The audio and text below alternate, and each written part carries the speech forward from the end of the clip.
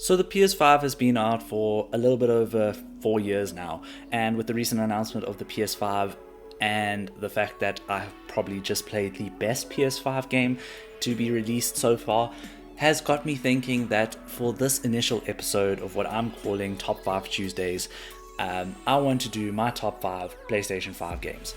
I think that's a good way to stick it up. Obviously, top 5 PlayStation 5, I think that works really well. Now, this is a new series that I want to try to do every Tuesday, or most Tuesdays, maybe every second Tuesday. It is not going to take the place of our Friday videos. Our Friday videos will still come out every Friday. Top 5 Tuesday is more of a maybe bi-weekly thing or weekly thing for as long as I can come up with top 5 ideas. But with all that being said, what are my top 5 PlayStation 5 games? Now, to make this a little bit more fair, I wanted to make sure that I have completed these games and played them to their fullest. Instead of just saying that these are my top 5 games, I need to have experienced quite a majority or vast majority of the game to actually include it onto this list. So a game like Returnal, I haven't included, even though I do think it is probably one of the best PlayStation 5 games. I just haven't completed it yet, so that is why it is not in the top 5, but it is definitely an honorable mention. Now, another honorable mention is Ghost of Tsushima, and there is a game on the list that I think goes almost hand in hand with this, where I think either one of these could take that spot. I just chose the other one, so let's hop into this without further ado. Now, the first one on my list is Spider-Man 2. Spider-Man 2 is probably the best console seller on the list. If it wasn't for Spider-Man 2, I don't think PS5 would have had such a good year last year. I think Spider-Man 2 was the game that everyone was most hyped for in 2023, and it definitely lived up to the hype. But I still stand by the fact that I think it's a solid 8 out of 10 game. It's a great game. The story lost me a bit sometimes in the middle of it. I still think the traversal, the gameplay, and the visuals are fantastic. Arguably some of the best on the PlayStation 5. I just feel like we need a little bit more from Spider-Man 2. I finished the game in about 20 hours, got the plat in about 25 hours, and I just felt like we needed a bit more from Spider-Man 2. I think Spider-Man 1 had much more to do. Obviously there's the DLC, but I'm just talking about the base game. The base game had so much to do, and I know that they said that some people found it a bit tedious to do all the cleanup missions throughout the city, and that's why they didn't have as much of that. But I kind of missed it after not having it in Spider-Man 2. I know we did have it to some extent, but not quite to the same extent as in Spider-Man 1. Maybe some DLC. If we get some DLC for Spider-Man 2, that will make it go a little bit higher on the list and change my opinion. But I do still think it is really worth playing, especially if you can pick it up on some sort of sale. I think Spider-Man 2 is a game that everyone on the PlayStation 5 should play, especially just for the pure use of the SSD. I don't think any game... I take that back. I think the second game on the next game on this list, or the number 4 spot, kind of uses the SSD to the same speed. So without further ado, let's hop into that and you'll see why. I think we're following a trend here. So my second game, or my 4th in the list, is Ratchet & Clank Rift Apart. Awesome game. So much fun platforming and visually really good. The use of the SSD, same as in Spider-Man, is second to almost none. They even incorporated some of the portal techniques in Ratchet & Clank in Spider-Man 2.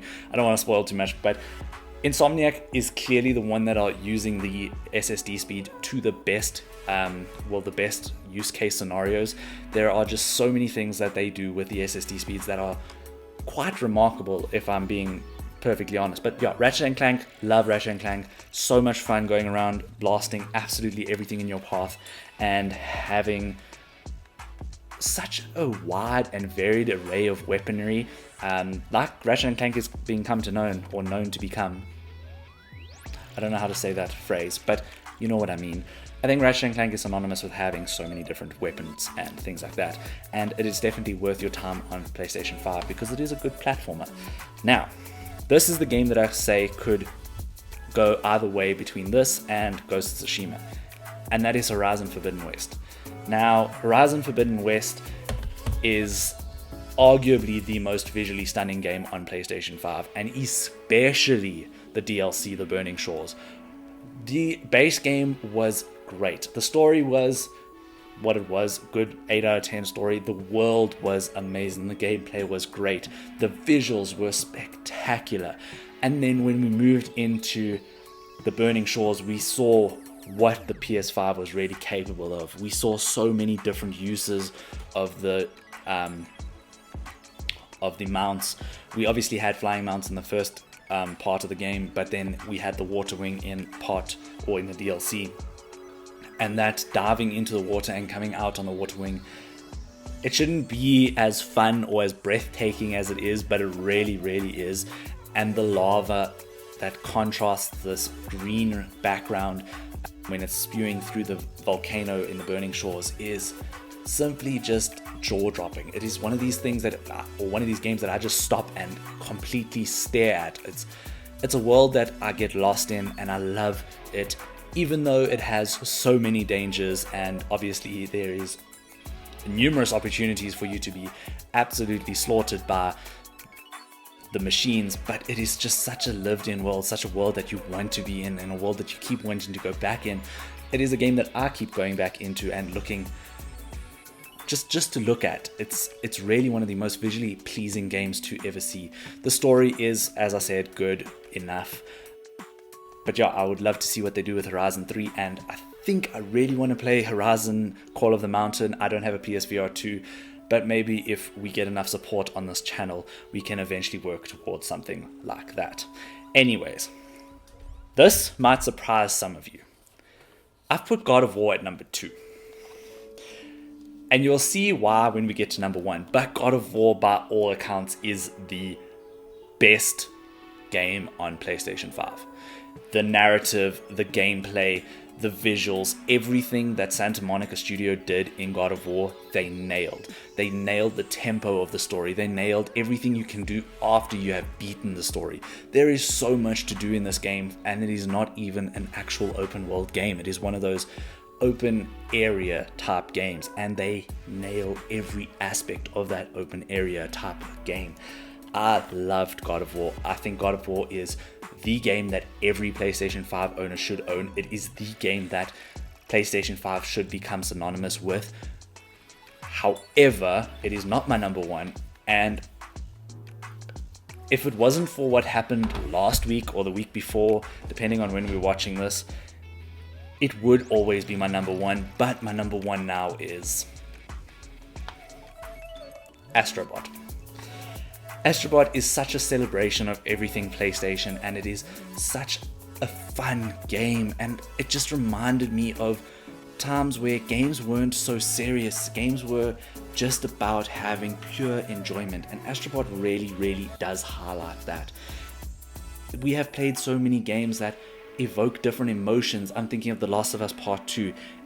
It invokes different emotions that aren't exactly related to joy. That it's very, I want to say traumatic, but it makes you sad, it makes you feel anger, and it does everything it sets out to do, but that's not fun, if you put it like that. Astrobot is just pure fun. It is a game that I think everyone can just sit down, relax, and enjoy. And if you catch some of the references in Astrobot, it just makes you smile even more. I was smiling from ear to ear playing through this game, and I genuinely think it is the best game on PlayStation 5. Obviously, if you want a more serious, more narrative-focused game, God of War, The Last of Us Part 2 Remastered, or The Last of Us Part 1, Horizon Forbidden West for that case. But if you just want to have fun with your gaming, which is something that I feel we're missing in modern day gaming, Astrobot really ticks all those boxes.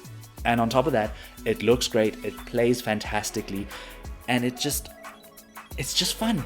That's the one word that keeps coming to mind whenever I think about Astrobot. Just having so much fun while playing this game. It truly has done something that I thought we had lost as gamers. I thought games were all moving towards just having heavy narrative, heavy emotions, and underlying objectives, if you want to put it like that. And there's nothing wrong with that. I enjoy those games. I love God of War Ragnarok. I love The Last of Us. But I just wanted to have fun. I haven't had fun in a game for a very, very long time. And Astrobot was just pure fun. And I think everyone really, really should give Astrobot a go if you have a PlayStation 5. Now, thank you guys so much for watching this top 5 list. Please let me know what your guys' top 5 list is down in the comments below, and I'll let you know if I've played them and why they didn't make my list, or if I should play them and then maybe make another list following up on this list once I've played all of those games. As I said, I want to try keep this top 5 list to every Tuesday. Hopefully we can do that. It depends on how long it takes me to run out of top 5 ideas. So if you do have any other top 5 ideas related to that, please let me know down in the comments. It's all PlayStation, so anything from the best systems, the best looking consoles. We've already done my Holy Grail systems video if you want to check that out over there. But things like that, or the best games on a specific system, maybe the best games on PS2 for instance. Now, if you have noticed in the background, there is something that is hinting towards Friday's video, and I'll hope you'll join me for Friday's video because it is really something incredibly special, and I cannot wait to share everything that has surrounded this video and getting towards this video. And I have to give a massive shout out to my mates. I'll shout you out properly in the video on Friday, but just as a preemptive shout out, or not exactly a spoiler, but foreshadowing what happens on Friday. Thank you guys so much for watching, and let me know what you guys think I should cover next or cover in a future episode. I have the next few episodes of Top 5 Tuesdays already planned, so let me know what your top 5 games are and what you think I should do after those other episodes have happened. I hope you enjoy the rest of your week. Cheers.